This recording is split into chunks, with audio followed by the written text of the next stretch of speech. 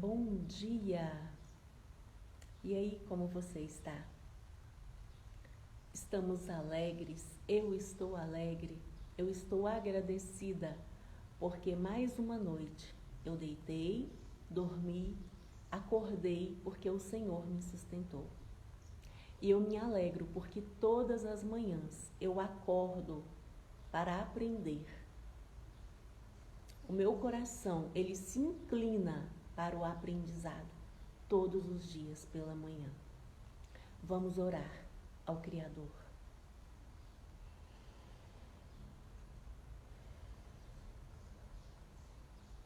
Pai querido, muito obrigado por mais esse dia na Tua presença. Muito obrigado, Deus, porque o Senhor é bom e a Sua misericórdia dura para sempre.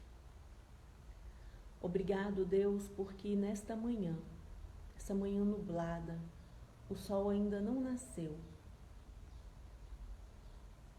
mas a Tua presença é real em nós.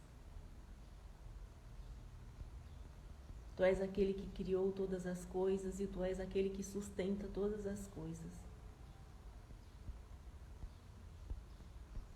Grandes coisas estão por vir, grandes coisas estão por acontecer. O Senhor está levantando um grande exército, um exército corajoso, um exército comprometido com o reino, um exército que iniciará um reinado nesse mundo para reinar na eternidade. Eu te louvo porque eu faço parte desse exército. E todos aqueles que me ouvirem depois despertam-os, ó Deus, a se alistarem nesse exército. Porque há um alistamento para esse exército. E aqueles que não se alistarem não poderão entrar.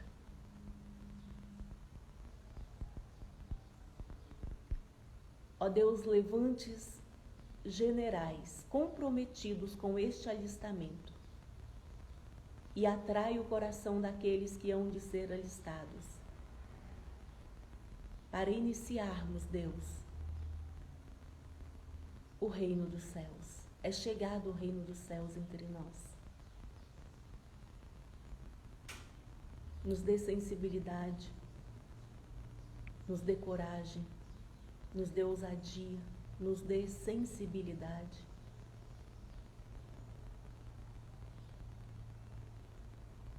Nos dê mansidão, domínio próprio, amor, paz, longanimidade,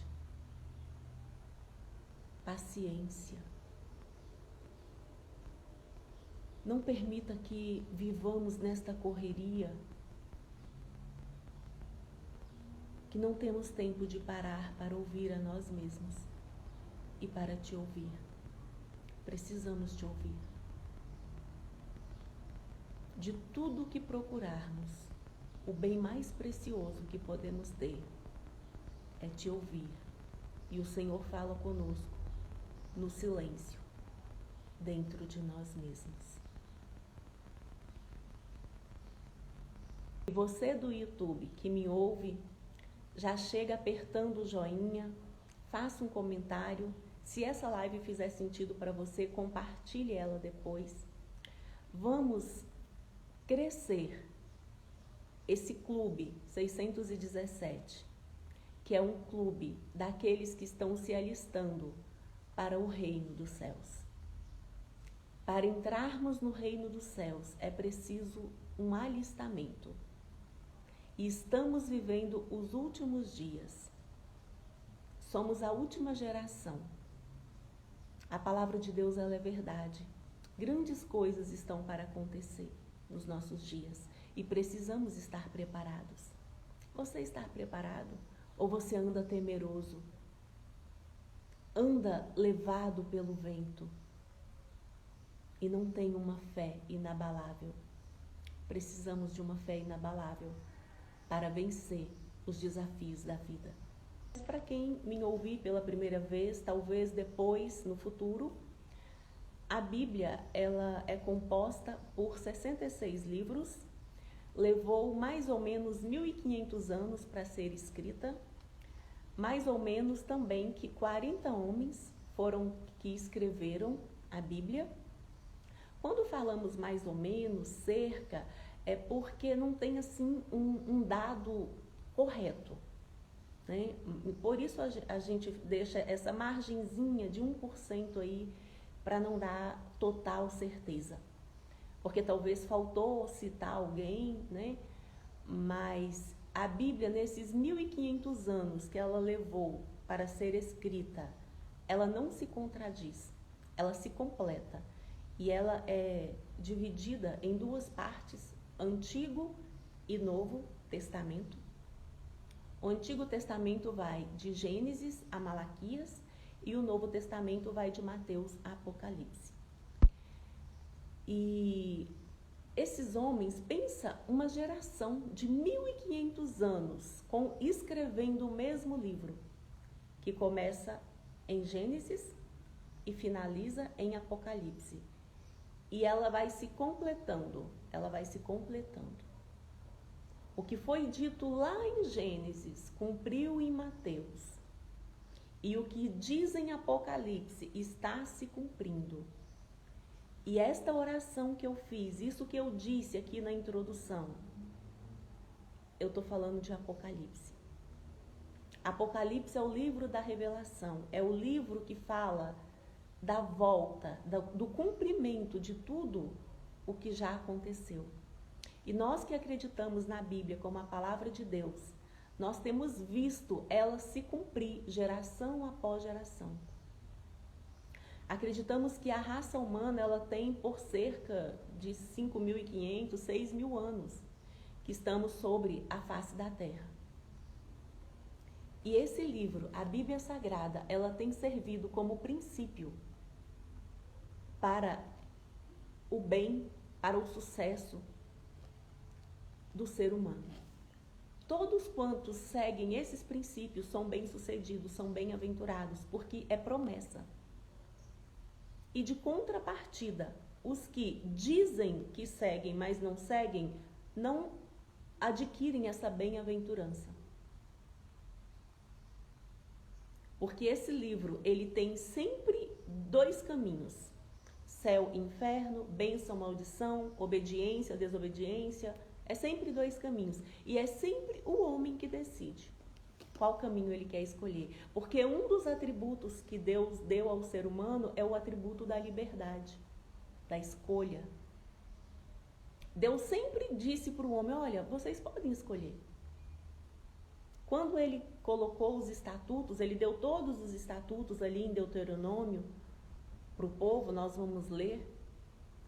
No final de todos os estatutos, ele falou assim: olha, eu coloco diante de vocês a bênção e a maldição. Escolhe hoje a quem vocês querem servir. Você é livre. E é digno você se posicionar sobre a sua escolha. O que não é digno, o que não é louvável é você ficar em cima do muro. É você não saber de que lado você está. Porque quando você fica em cima do muro, quando você não sabe de que lado você está, você não vai receber a recompensa.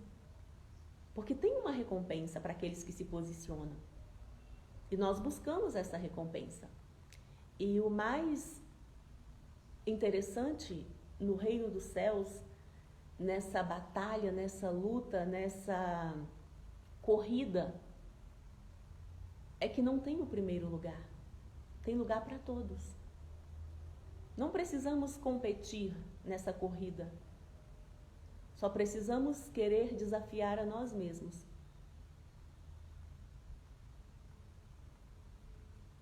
Para alcançarmos aquilo que é o nosso propósito. Porque cada um de nós nascemos com um propósito nesse mundo. E o ápice da vida é descobrir qual é esse propósito.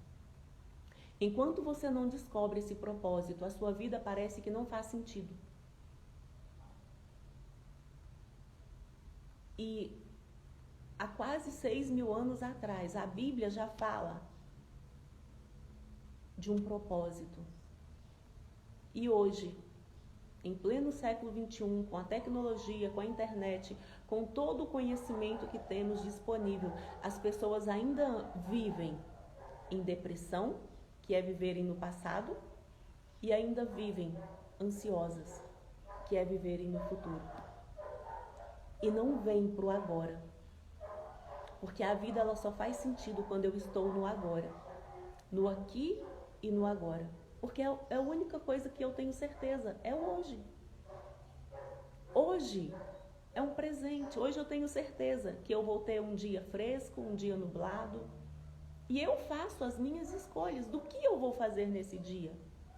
Ler a Bíblia, orar, fazer exercícios físicos, me alimentar bem. Ou ao contrário, escolher me relacionar bem com as pessoas ao meu redor, aprender sobre algo que eu decido fazer. É eu que decido todos os dias. A questão é que nós queremos que as coisas aconteçam num passe de mágica. E as coisas não acontecem num passe de mágicas. Tudo é um processo.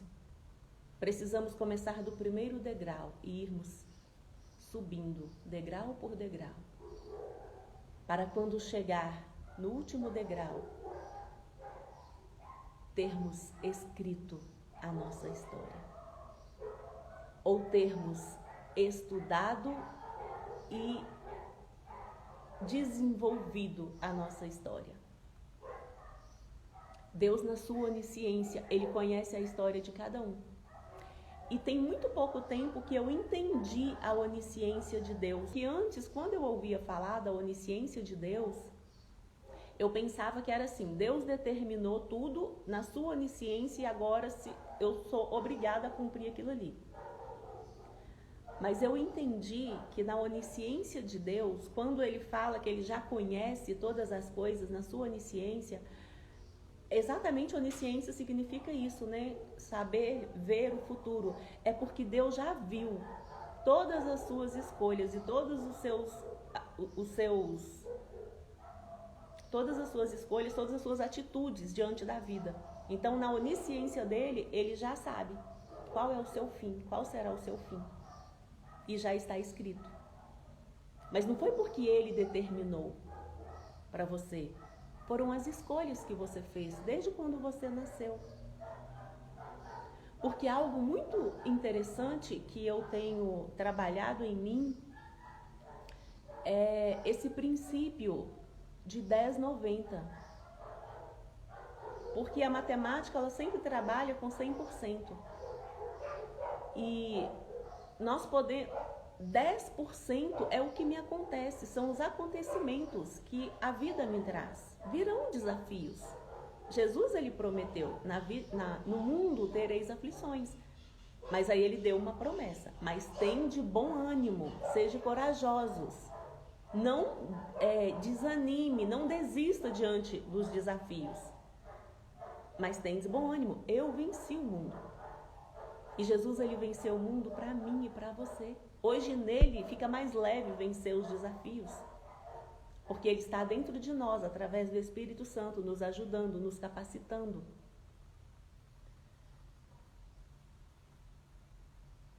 Então, desde quando nascemos, nós não escolhemos a família que nascemos, o lugar que nascemos, mas nós podemos escolher o lugar onde vamos morar, os amigos que teremos, as decisões que vamos tomar. Esse livre-arbítrio, ele é nos dado. Mas o que falta é coragem para tomarmos essa atitude. E o que eu quero compartilhar com você é que se você não tiver esse encontro com o Criador, cada vez mais você vai temer, não vai ter coragem, você vai temer. Porque somente o verdadeiro amor lança fora todo medo. Enquanto você não tiver um encontro com o verdadeiro amor, você vai andar temerosa ou temeroso. E o medo nos paralisa diante das decisões que precisamos tomar na vida. Mas quando nós encontramos com esse verdadeiro amor, que temos a nossa real identidade resgatada, que é de sermos a imagem e a semelhança do Criador, de acreditarmos que nele nós somos mais do que vencedores, que ele luta através de nós e que ele é um Deus que nunca perdeu uma guerra. A vida fica mais leve, nós somos mais corajosos, nós somos mais ousados. Provérbios 28 diz que os justos, eles são ousados como os filhos do leão. Pare um pouquinho e imagina como é a ousadia de um filhote de leão. É assim que o Criador quer que você seja, porque ele é o leão da tribo de Judá. Há uma vida abundante para ser vivida. Há uma terra prometida para ser alcançada. A vida eterna depois da morte. Existe um céu como recompensa, mas tudo começa aqui e agora. Hoje é onde começa todas as coisas.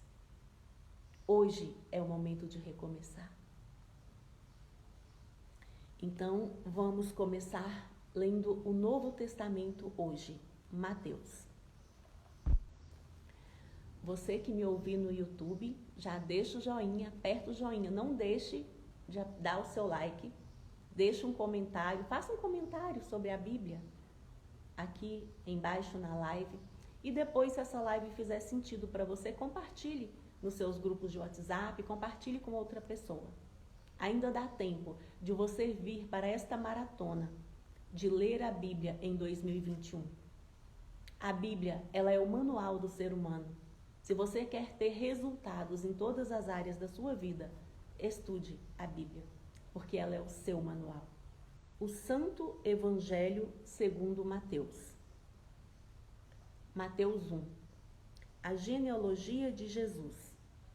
O livro da geração de Jesus Cristo, filho de Davi, filho de Abraão.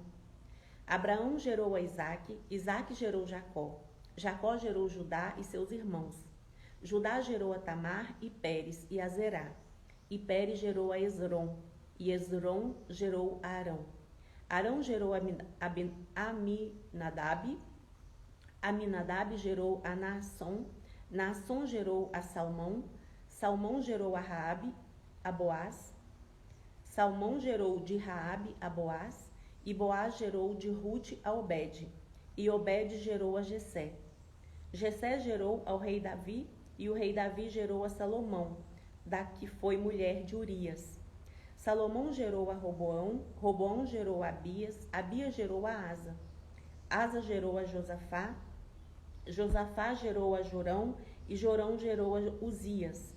Uzias gerou a Jotão. Jotão gerou a Acás. E Acás gerou a Ezequias. Ezequias gerou a Manassés. Manassés gerou a Amon. E Amon gerou a Josias. E Josias gerou a Jeconias e a seus irmãos na deportação para a Babilônia. E depois da deportação para a Babilônia, Jeconias gerou a Salatiel. E Salatiel gerou a Zorobabel. Zorobabel gerou a Abiúde. Abiúde gerou a Eliaquim. Eliaquim gerou a Azor. E Azor gerou a Sadoc. E Sadoc gerou a Aquim. E Aquim gerou a Eliúde. E Eliúde gerou a Eleazar. E Eleazar gerou a Matã. E Matã gerou a Jacó. E Jacó gerou a José, marido de Maria, da qual nasceu Jesus, que se chama o Cristo. De sorte que todas as gerações, desde Abraão até Davi, são 14. De sorte que todas as gerações, desde Abraão até Davi, são 14 gerações. E desde Davi até a deportação para a Babilônia, 14 gerações. E desde a deportação para a Babilônia até Cristo, 14 gerações. O nascimento de Jesus Cristo. Ora, o nascimento de Jesus Cristo foi assim. Estando Maria, sua mãe, desposada com José, antes de se ajuntarem, achou-se ter concebido do Espírito Santo. Então José, seu marido, como era justo e não queria infamar, intentou deixá-la secretamente. E projetando ele isso, eis que em sonho lhe apareceu um anjo do Senhor, dizendo: José, filho de Davi, não temas receber a Maria, sua mulher, porque o que nela está gerado é do Espírito Santo. E ela dará à luz um filho e lhe porás o nome de Jesus, porque ele salvará o seu povo dos seus pecados. Tudo isso aconteceu para que se cumprisse o que foi dito da parte do Senhor pelo profeta que diz: Eis que a virgem conceberá e dará à luz um filho, e ele será chamado pelo nome de Emanuel. Emanuel traduzido é Deus conosco. E José, despertando do sonho, fez como o anjo do Senhor lhe ordenara, e recebeu a sua mulher. E não a conheceu até que deu à luz seu filho, o primogênito, e pôs-lhe o nome de Jesus. Então, este é o primeiro capítulo de Mateus, do Novo Testamento. E o primeiro capítulo fala da genealogia de Jesus, desde Abraão, porque lá em Abraão, Deus fez uma promessa para Abraão. Sara era estéril, mulher de Abraão, e Deus prometeu para Abraão que ele teria um filho e que a sua geração seria como a areia do mar. Então, olha como o nosso Deus é Deus do impossível, Deus do improvável. Como que um homem, já na sua velhice, com uma esposa estéril, teria uma descendência que seria como a areia do mar? Eu sempre falo que Sara, ela estava bem em não ter um filho, porque a Bíblia não relata que ela pediu um filho. Até mesmo porque Abraão e Sara, eles viviam mudando de lugar para lugar. Porque quando Deus chamou Abraão, ele disse assim: Abraão, sai da sua terra, do meio da sua parentela, e vai para uma terra que eu te mostrarei. Então, Abraão, ele não tinha um lugar estabelecido. Quando temos família, precisamos nos estabelecer num lugar. Mas era mais fácil para eles se locomoverem sem ter um filho. Mas Deus fez essa promessa para eles, que eles teriam um filho e que a descendência deles seria como a areia do mar, como as estrelas do céu. E Sara quis ajudar Deus, porque o ser humano, Sara era uma mulher humana. Ela quis ajudar a Deus. Ela pegou a concubina dela e falou: Abraão, olha, eu sou estéril, eu estou bem sem filho, mas Deus fez essa promessa a você. Então, fique aqui com Agar, a minha concubina, e tenha o filho para que se cumpra a promessa do Deus que nós servimos na sua vida. E Abraão obedeceu, né? Foi lá, tomou Agar e teve um filho com Agar, Ismael. A Bíblia conta a história de Ismael. Só que não era essa a vontade de Deus. Por isso precisamos conhecer a Deus, andarmos com Deus. Mesmo Abraão andando com Deus, sendo chamado amigo de Deus, ele errou. Somos humanos, errar faz parte. Por isso não se cobre tanto quando você errar. Só não permaneça no erro, se arrependa e volte. E então, não era para ter sido do jeito que foi, mas e eles escolheram os frutos dessa escolha deles, desses atos deles, desse plantio deles. Mas na velhice de Sara, realmente ela teve um filho. Sara teve Isaac. Isaac foi o filho da promessa. E Sara só teve um filho, Isaac. Isaac, ele simbolizava Jesus. Porque quando Isaac era adolescente, Deus pediu para que Abraão sacrificasse Isaac. E a Bíblia diz assim que Jesus, ele é o Cordeiro Santo que tira o pecado do mundo.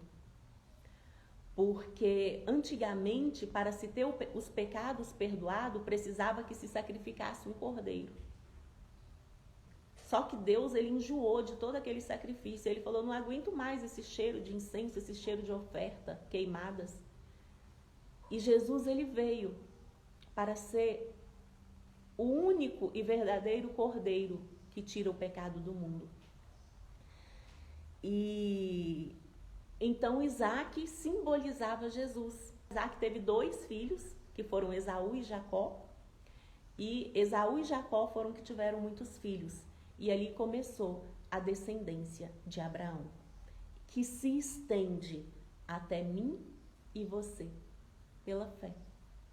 Porque Abraão foi considerado o pai da fé. Então hoje, se eu e você temos fé, somos descendência de Abraão. Por quê? Porque Deus quis assim. Porque a Bíblia nos ensina assim. E talvez você possa se questionar, mas eu não me considero descendente de Abraão. Tá tudo certo. Só se posicione de quem que você se considera descendente. Porque eu quero me considerar descendente de Abraão. É uma história linda. A Bíblia é uma história linda. O Deus da Bíblia é um Deus maravilhoso. E é um Deus que, se nós acreditarmos nele, ele trabalha ao nosso favor através de nós. De sorte que todas as gerações, desde Abraão até Davi, são 14, e desde Davi até a deportação para a Babilônia são 14, e desde a deportação para a Babilônia até Cristo, 14 gerações. E então nasceu Jesus. Estava Maria, uma adolescente, desposada de José. É um costume judaico, e principalmente naquela época, os judeus eles mantêm muito firme uma tradição. Por isso eles são um povo forte, porque eles se apegam a princípios, eles se apegam à tradição. Por isso os judeus eles são o povo mais forte sobre a face da terra. Eles são os menores em quantidade, mas os mais fortes em riqueza, em personalidade, porque eles se apegam à tradição. Eles são bons discípulos e bons discipuladores. Eles transferem o conhecimento deles, a crença deles, de pai para filho. E o casamento naquela época, o noivado, durava cerca de 1 ano. Então Maria, ela era noiva de José e eles estavam nesse tempo de noivado. Eles ainda não tinham se casado, por isso desposada de José. Ela ainda não tinha tido relacionamento sexual com José. Maria era virgem, porque a profecia dizia que Jesus nasceria de uma virgem. E então um anjo apareceu para Maria e falou: Maria, você é agraciada entre as mulheres. E aprove a Deus fazer com que de você nascesse o Salvador do mundo. Então, dentre tantas outras moças virgens daquela época, Deus escolheu Maria. Porque com certeza Maria tinha todos os requisitos que agradam o coração de Deus. Maria era bondosa, Maria era misericordiosa, Maria tinha fé, Maria tinha princípios, Maria era hospitaleira, Maria era temente a Deus. E Maria aceitou numa boa. E quando Maria aceita essa missão de ser a mãe do Salvador, ela estava quebrando todas as regras da sua tradição. Ela estava andando em contramão tudo aquilo que ela acreditava, que foi ensinado para ela.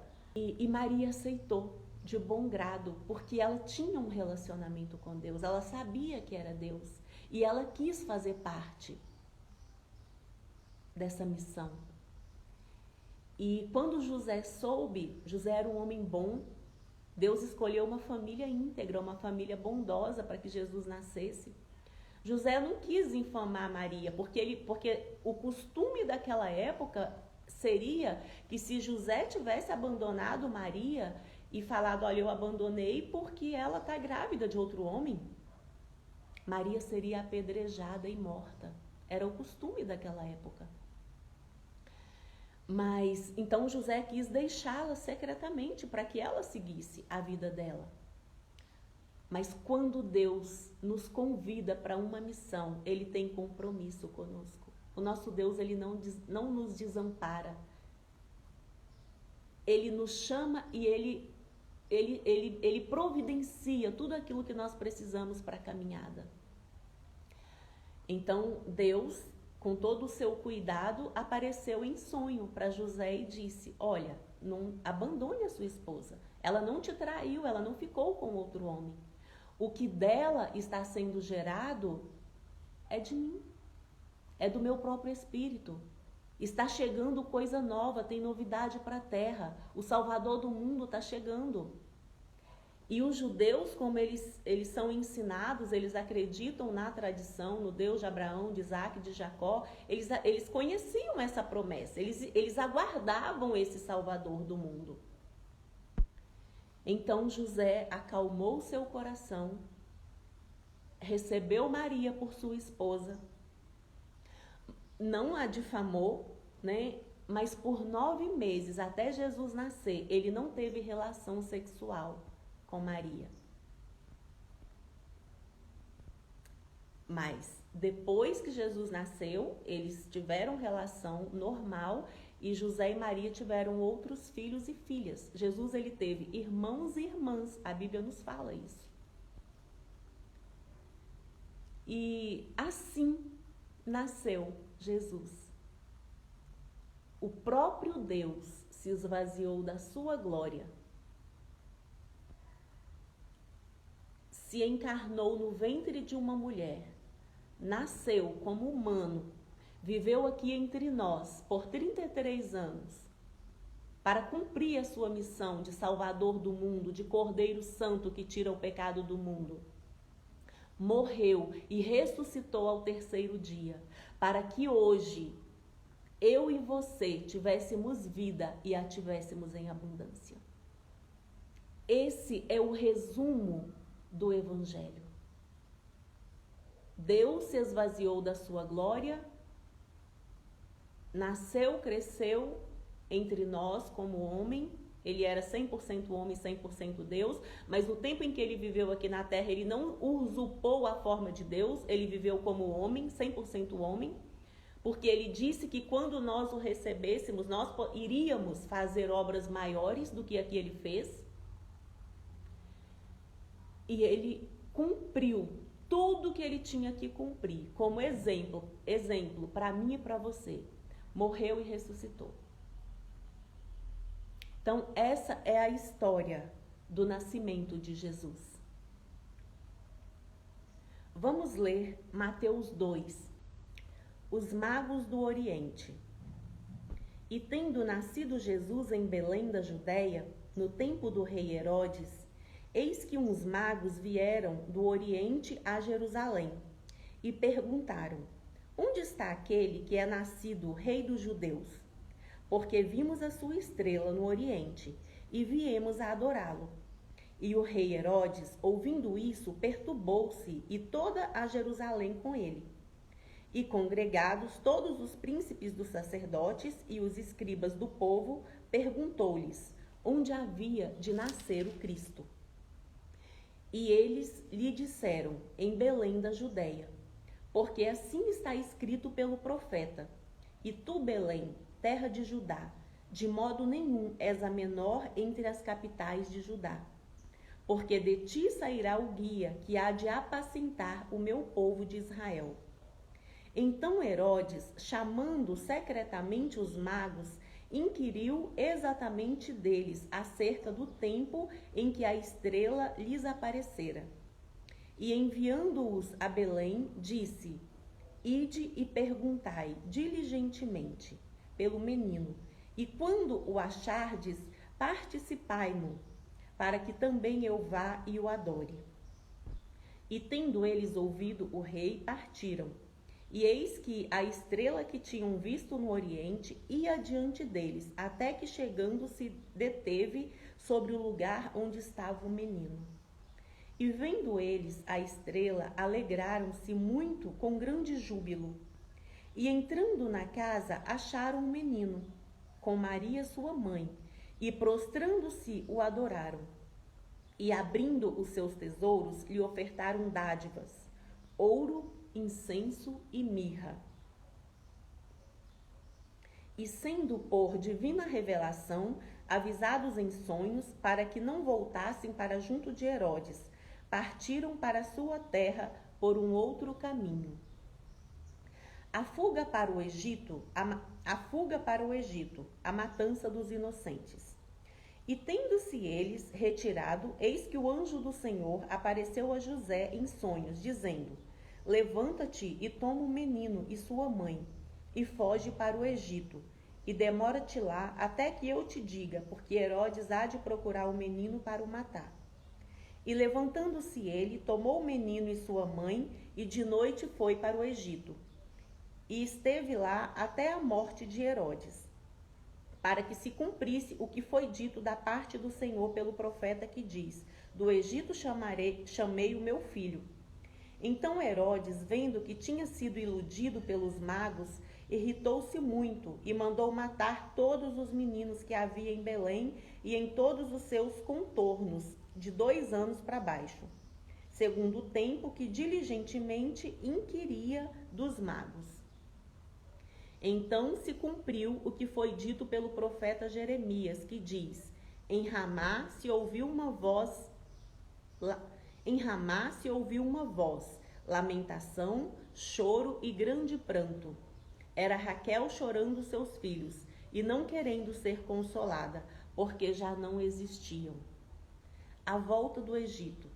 Morto, porém, Herodes, eis que o anjo do Senhor apareceu num sonho a José no Egito, dizendo: Levanta-te e toma o menino e sua mãe, e vai para a terra de Israel, porque já estão mortos os que procuravam a morte do menino.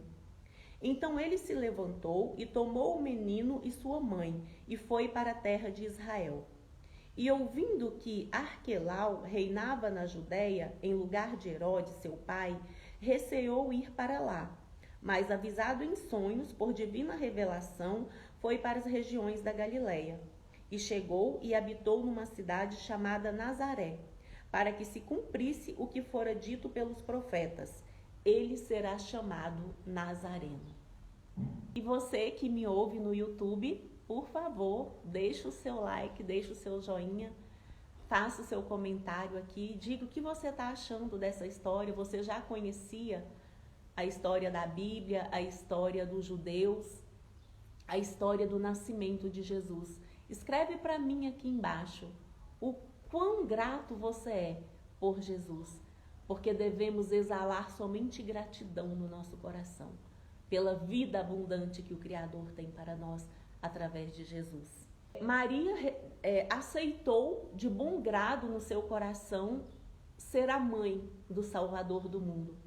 Que privilégio Maria teve, carregar no seu ventre o Salvador do mundo. Mas eu tenho boas notícias para você. O Evangelho, ele é boas notícias. Maria, ela teve o privilégio de carregar Jesus no seu ventre. Hoje nós temos o privilégio de carregar Jesus no nosso coração. Não precisamos invejar Maria. Maria cumpriu a missão dela. Ela entendeu o seu propósito e o cumpriu com excelência. Eu acredito que haverá um grande galardão para Maria. A coroa de Maria será maravilhosa. Mas hoje, eu e você temos o privilégio de carregar o Filho de Deus dentro do nosso coração e cumprirmos a nossa missão, o nosso propósito. E como descobrir qual é a minha missão e o meu propósito? Ouvindo a Deus. Maria só cumpriu o propósito dela porque ela ouviu a Deus, porque ela era temente a Deus, ela acreditava nas profecias, ela conhecia as Escrituras, ela conhecia a Torá.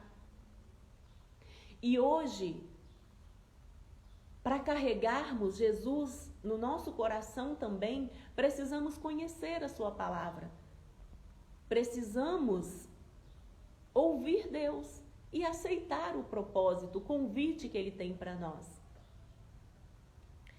E quando Jesus nasceu, Maria passou pelo processo. Depois, aqui no Evangelho, a gente vai vendo os detalhes do nascimento de Jesus. Mateus não é muito detalhista, Lucas é mais detalhista.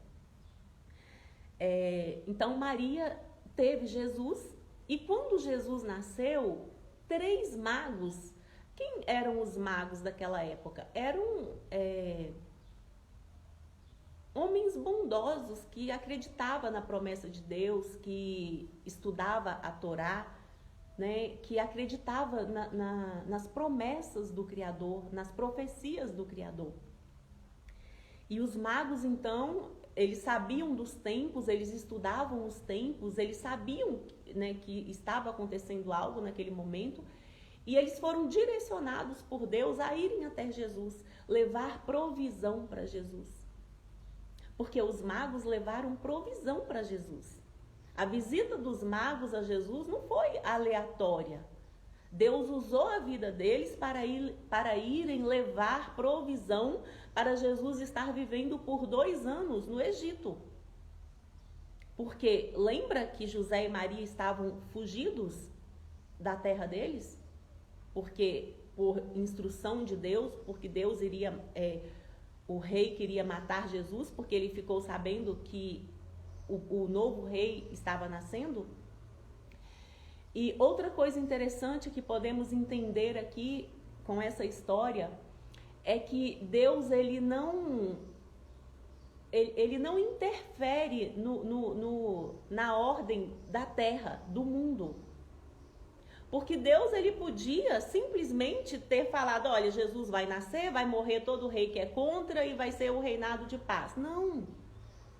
Deus ele respeitou toda a ordem humana que existia ali no tempo de Jesus, porque a terra foi dada aos filhos dos homens e Deus respeita essa doação que ele fez. Se você, filho do homem, não tem reinado nessa terra, não é porque Deus não deu ela a você, é porque você não se levantou para reinar. Então, Jesus, quando ele foi nascer, Maria teve que sair da sua terra, teve Jesus em um outro lugar, e tendo nascido Jesus em Belém da Judéia, no tempo do rei Herodes. Então, ele nasceu no tempo do rei Herodes, e as notícias correm, né? E o rei Herodes ficou sabendo que havia nascido o rei dos judeus. E Herodes ficou, como assim, nasceu o rei dos judeus? Eu sou o rei dos judeus. Então, quando Herodes ficou sabendo que os magos estavam indo visitar o menino, Herodes não sabia onde ele estava. Herodes falou para os magos, olha, vocês vão, quando vocês voltarem, me fala onde o menino está, que eu também quero ir, oferecer presentes para o rei que está chegando. Só que Herodes estava mentindo no seu coração. A intenção de Herodes era matar Jesus. Mas os magos, eles foram avisados por Deus, né, para não voltarem a avisar a Herodes aonde estava Jesus. Eles foram para outro caminho. E quando Herodes viu que os magos não voltaram para lhe dar a notícia do menino Jesus, ele se irou e decidiu matar todas as crianças. Ele fez as contas de quando era a notícia de que Jesus tinha nascido, e ele fez a conta, eu vou matar todo mundo, de 2 anos, era 2 anos a notícia, de 2 anos para baixo. E Deus não interferiu no reinado de Herodes. E aí talvez você possa pensar, nossa, mas que Deus injusto é esse, deixar matar todas as criancinhas só para Jesus não morrer? Não é Deus que deixou, é a maldade do homem, é o reinado do homem. Deus ele não interfere. Porque Deus ele nos deu liberdade, ele nos deu livre-arbítrio. A questão é que tudo que o homem plantar, isso ele vai colher. A mesma coisa foi lá em Moisés. Todas as crianças foram mortas naquela época pelo faraó. Mas a mãe de Moisés teve sabedoria, ouviu Deus, não foi tão apegada a seu filho, e agiu com sabedoria, e por um propósito maior, propósito de Deus, Moisés foi salvo. E a mesma coisa Jesus. Então, quando nós ouvimos Deus, quando nós andamos com Deus, nós ouvimos a sua voz e somos direcionados por Ele. Maria e José foram direcionados pelo Espírito Santo a não voltarem para Jerusalém, mas irem para o Egito. E aí, com a provisão que os magos deram para Jesus, que foi ouro, mirra e incenso, eram produtos valiosos daquela época. Maria e José puderam hospedar e se alimentar por 2 anos no Egito, que foi o tempo que demorou para que Herodes morresse. E aí tudo foi para se cumprir as profecias. Porque lá no Velho Testamento já era profetizado que essas coisas aconteceriam. E congregados todos os príncipes dos sacerdotes e os escribas do povo, perguntou-lhes onde havia de nascer o Cristo. E eles lhes disseram, em Belém da Judeia, porque assim está escrito pelo profeta. Então, eles conheciam a Torá, eles conheciam as Escrituras, e eles já aguardavam o Cristo, porque foi profetizado o Cristo. Então, o Cristo nasceu na Judeia para que se cumprisse o que foi escrito pelos profetas. Ele fugiu para o Egito para que se cumprisse o que foi escrito pelos profetas. Mas por quê? Na onisciência de Deus, Deus já sabia do coração, Deus conheceu cá na frente o coração de Faraó, sabia que ele iria proceder daquele jeito, o rei Herodes, que ele iria mandar matar todas as crianças. Então o profeta já profetizou que precisaria que Jesus morasse no Egito por um tempo. Profetizou também a matança das crianças, porque na onisciência de Deus, Deus já tinha visto como o rei Herodes iria se proceder. E depois que o rei Herodes morreu, Deus falou com José e Maria, olha, podem voltar agora, que agora já está tudo mais tranquilo e é um novo tempo que se inicia. E ele foi para a região, e ele temeu ainda, né, que era o sucessor de Herodes que estava no trono. Então José ainda ficou meio temeroso, então ele não foi lá para a região onde ele morava. Ele ficou um pouco distante de Jerusalém, que foi na região da Galileia, ali da Judeia, em Nazaré, para que se cumprisse o que o profeta já tinha profetizado, que Jesus ele seria chamado Nazareno. Tudo na onisciência de Deus. E o que podemos trazer para nós hoje, nesse dia? O que foi profetizado lá em Gênesis, quando Eva e Adão pecou. Deus falou, olha, um dia vai nascer de uma mulher que vai esmagar a cabeça da serpente. Deus prometeu Jesus lá em Gênesis. E Jesus nasceu cá em Mateus. Depois de mais ou menos quase 4, 5 mil anos. E esse mesmo Deus, essa mesma Bíblia que profetizou o nascimento de Jesus, a morte de Jesus, a ressurreição de Jesus, e isso são fatos históricos, provados como verdadeiros, embora existem alguém que acredita na Bíblia como um mito e outras pessoas como uma história, não é uma história verdadeira, mas o que nós sabemos é que a Bíblia ela tem se cumprido, nós temos visto as suas profecias se cumprindo. É um livro milenar, com princípios que tem conduzido uma geração há 6.000 anos. Não é qualquer livro. Precisa haver algo superior por trás de tudo isso. E nós acreditamos que é o Deus, Criador dos céus e da terra. E esse mesmo Deus, esse mesmo Jesus, que veio, morreu e ressuscitou e foi para o céu, quando ele estava subindo ao céu, ele prometeu que um dia ele iria voltar. E já se passaram 2015, 2025 anos por aí, não se sabe ao certo, bem direitinho. Porque tem uns calendários que é 5 anos a mais, uns calendários que é 5 anos a menos. Então a história, por causa que é muito tempo, não tem assim uma data certinha, né? Mas aproxima-se. Sempre a gente fala de aproximação quando a gente vai falar da história das datas judaicas. Até mesmo porque o calendário do judeu é diferente do nosso. E então nós sabemos que há uma promessa de que esse Jesus vai voltar. E ele não falou a data e nem a hora. Ele só falou que ia voltar. E ele falou, olha, presta atenção nos tempos. Porque é os tempos que vai contar quando que eu vou voltar. E os magos ali, eles sabiam quando Jesus ia voltar. Eles conheciam os tempos. Mas quando a gente lê ali o Velho Testamento, que a gente ouve Neemias, Jeremias, eles conheciam a Escritura e eles sabiam os tempos. Ele fazia a contagem dos tempos. E nós também precisamos aprender a fazer a contagem dos tempos. Olhar para os acontecimentos, olhar para a profecia e discernirmos o tempo. Então, pensa, 14 gerações de Abraão até José, depois mais 14, depois mais 14. Façamos as contas de Jesus até hoje. Quantas gerações se passaram? Quantos anos se passaram de Jesus até hoje? Vamos ver Apocalipse. O que Apocalipse fala? O que Mateus 24 fala sobre a volta de Jesus? E falando hoje, na atualidade de hoje, estamos iniciando um ano atípico.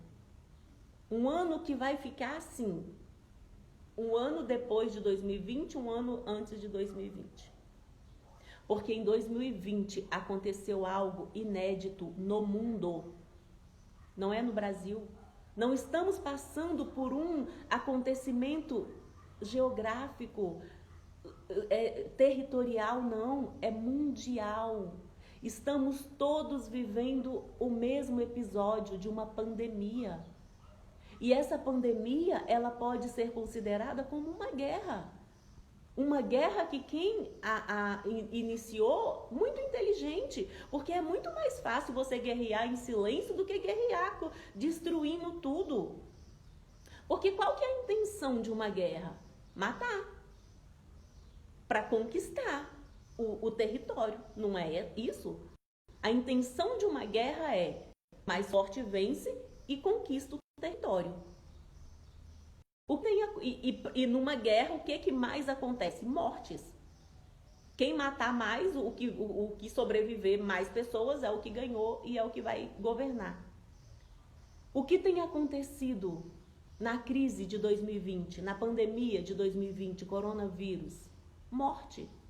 Muitas mortes. Com fuzis, com granadas? Não. Um vírus, um único vírus, matando pessoas ao redor do mundo. Todos presos dentro da sua casa. Todos com uma mesma mensagem, hashtag fique em casa. Porque Jesus, ele falou, olha, quando vocês virem esses sinais, está próximo. Então se preparem. E Jesus, ele falava assim, olha, porventura, quando o Filho do Homem voltar, encontrará fé na terra? A sua fé está inabalável? Ou você está meio que cambaleando? Ah, será essa Covid, toda essa revolução, tudo isso? O que você tem feito para contribuir com essa guerra? Porque eu fui despertada para trazer consciência às pessoas que Deus tem ministrado no meu coração, que as pessoas estão inertes. Como uma ovelha que não tem pastor, levada a qualquer vento de doutrina. Precisamos nos firmar nessa palavra. Precisamos buscar o conhecimento dessa palavra acima do ouro e da prata. Precisamos ter tempo de qualidade com o Criador. O ano de 2020, enquanto o mundo estava em guerra, havia uma promessa de intimidade para aqueles que acreditam em Deus. E você usou desse tempo de intimidade para restaurar o seu lar? Para restaurar a sua intimidade com o Criador? Ou você usou desse tempo de intimidade só para ficar ociosa, vendo as notícias e exalando o medo?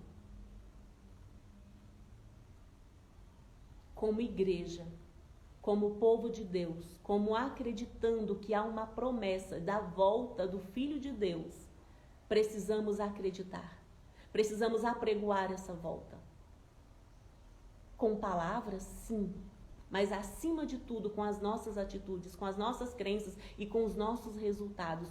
O mundo anseia por ver a manifestação dos filhos de Deus.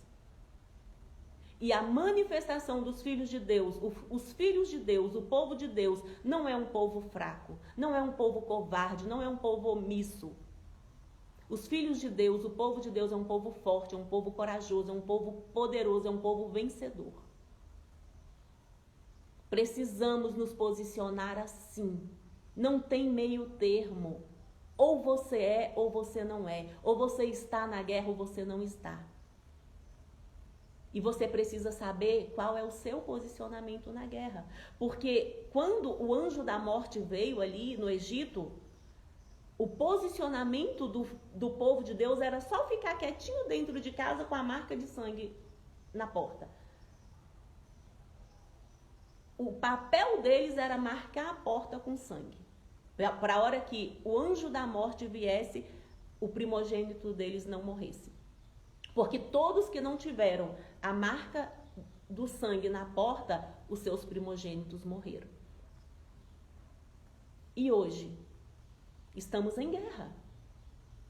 A pandemia está aí, o vírus está aí, crescendo mais que nunca, ainda não acabou. Eu falei de 2020, mas já estamos em 2021 e ainda não acabou, tá aí. E o que você tem feito? Qual o seu posicionamento? É para ficar em casa? Claro. Se você pode ficar em casa, se você tem a oportunidade de ficar em casa, fique em casa. A questão é, e aquele que não pode ficar em casa? E aquele que precisa sair, de ir para a rua para trazer o alimento para sua casa, vai morrer de fome? Precisamos pensar. Deus, ele nos fez seres inteligentes e seres pensantes. Você tem pensado ou você tem ficado tanto na frente da televisão, só ouvindo as notícias, que você nem pensa mais? Só põe uma máscara e nem pensa para que põe essa máscara. E nem pensa no malefício que usar essa máscara vai te causar depois.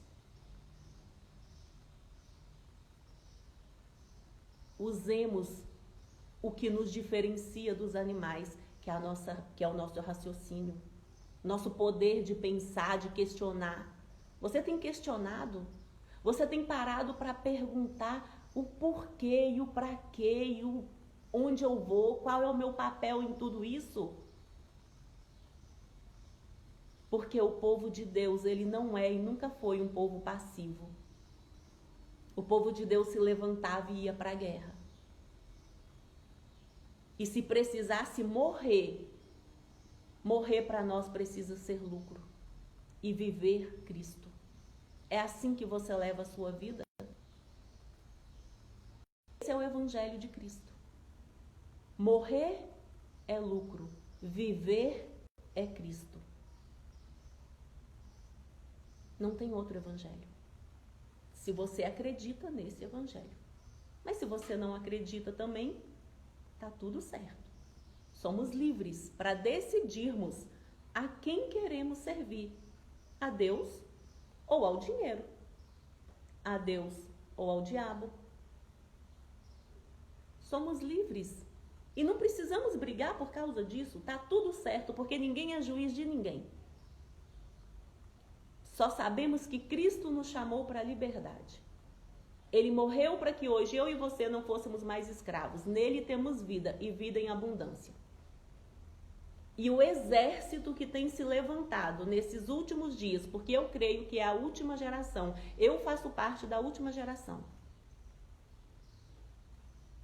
Cristo me chamou para a liberdade. Eu não posso estar debaixo de nenhum sistema. Ainda que por isso envolva a minha vida. Por isso a minha vida precisa estar pronta hoje, agora, para encontrar com o meu Criador.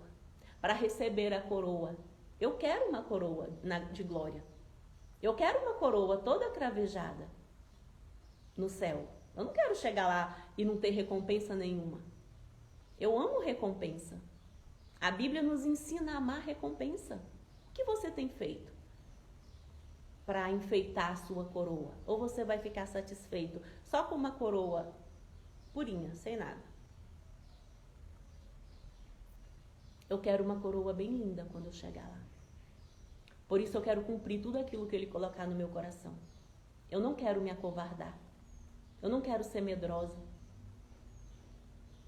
A timidez, ela vem todo dia. Eu preciso vencer minha timidez todo dia. Mas eu aprendi que os tímidos não herdarão o reino dos céus. E eu já herdei o reino dos céus. Por isso eu piso na timidez todos os dias.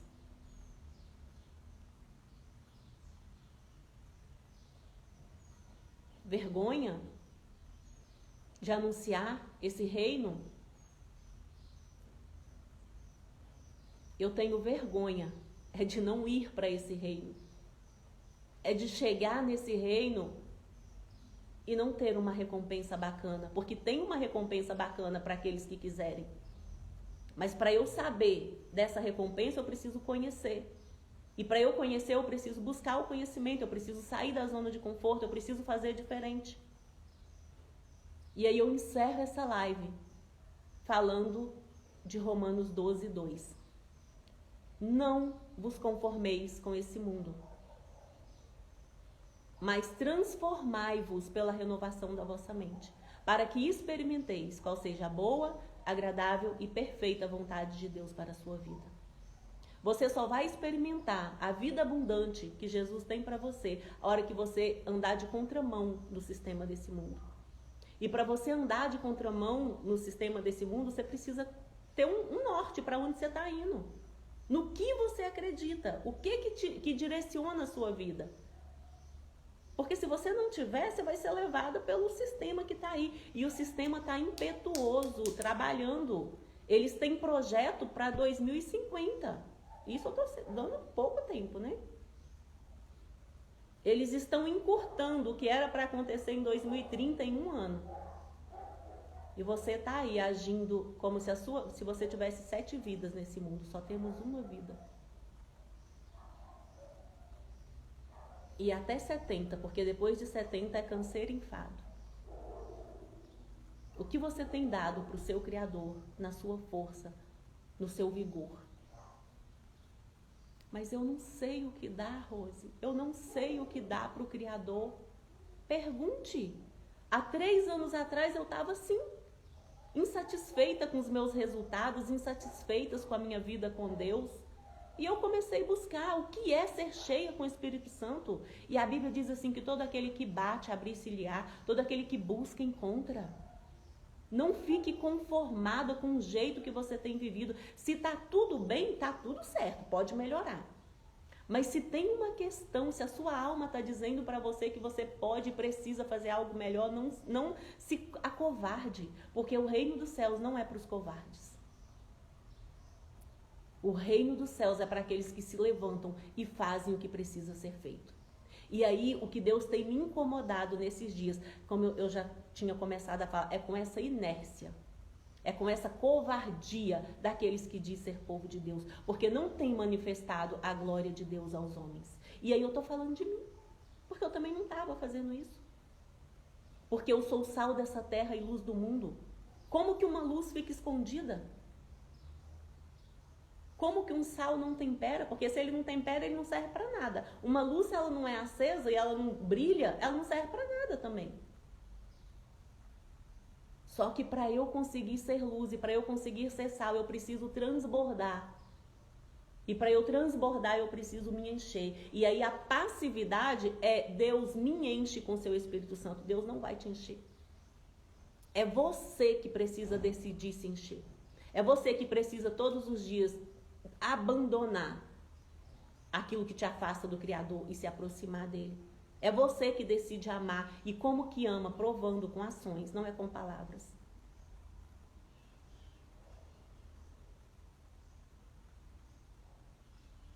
O reino de Deus está próximo. E se quisermos reinar lá, precisamos reinar aqui, porque aqui é um ensaio do que vamos viver lá. Em Cristo começamos esse ensaio. Em Cristo começamos essa vida eterna. Cuide do seu espírito, cuide da sua alma, cuide do seu corpo, porque somos corpo, alma e espírito. Deus tem vida abundante para você nessas 3 áreas, mas depende de você se levantar e fazer o que precisa ser feito. É cuidar do corpo? É você que vai cuidar. É cuidar da alma, das suas emoções? É você que vai cuidar. É cuidar do seu espírito? É você que vai cuidar. O Criador, ele já fez, ele já enviou Jesus, ele já fez tudo, ele já deixou o manual. Ele tem levantado homens e mulheres para falar incessantemente da sua palavra. Então, se levante, se posicione. Porque algo novo está para vir sobre nós. Algo novo está para acontecer. Você está preparado para viver esse novo? Porque nunca mais viveremos 2019. É uma partilha do tempo antes de 2020 e depois de 2020. É uma nova era depois de 2020. É o mundo, é o sistema. Deus respeita o sistema. Deus respeitou o sistema. Quando Jesus nasceu, ele não burlou o sistema. Ele fez com que Jesus fosse para outros lugares, porque tinha um rei ali. Ele respeitou o reinado de Herodes. Jesus só voltou para a sua terra, onde era o plano, quando o rei morreu. Deus respeita as decisões do homem, porque a terra foi dada aos filhos dos homens. E se os filhos de Deus não reinam, os filhos das trevas reinam. Porque a Bíblia também diz que os filhos das trevas são mais prudentes do que os filhos da luz. Que não pegamos esse versículo para nos acovardar, mas que pegamos esse versículo para nos posicionar e falar, não, eu não posso permitir que os filhos das trevas sejam mais prudentes do que os filhos da luz. Não podemos. Não podemos. Se acreditamos nesse reino, precisamos apregoar esse reino.